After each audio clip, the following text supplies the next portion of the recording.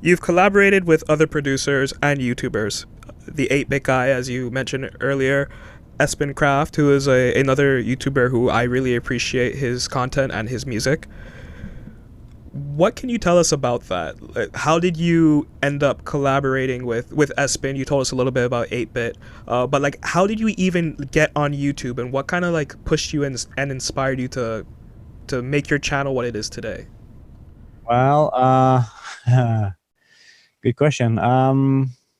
It all started back in 2016. I had my channel from 2007. 2007. That's when YouTube started, I think, wasn't it? Or was it later? I think I Around yeah, 2006, yeah, around there. yeah, around there. So I had my channel, which was just a strange nickname at the time, and I had some strange uploads as like most people had back then.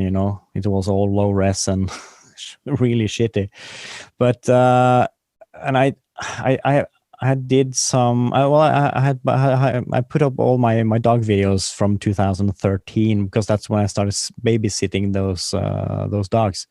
So I did those early summer videos, vacation stuff like that.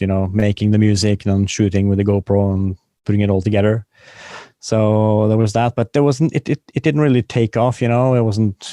Nobody really wanted to see that. So I didn't have any means to kind of push it all the way out to people there. So it was just a fluke coincidence in 2016. In the summer, I was bored. I had nowhere to go for some reason. There was no trips going on there. So I was watching. I've seen David's videos earlier, the 8-Bit Keys, and that's when I just that's that. And I did the remix of his theme song for that channel, the second channel.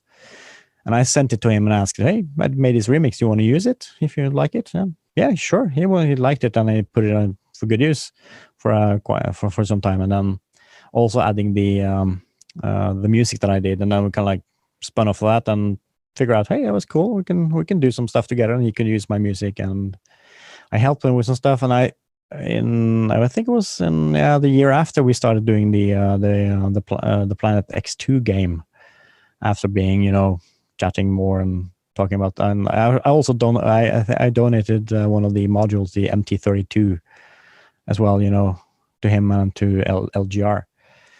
And I think it was just because the exposure led more traffic to my SoundCloud and my YouTube channel, and like that spurred off some interest of doing more music. And hey, maybe that's cool.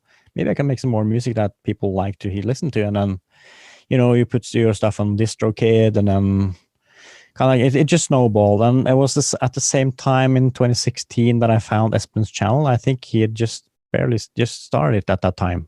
I thought at the time he had been there for a long time as well.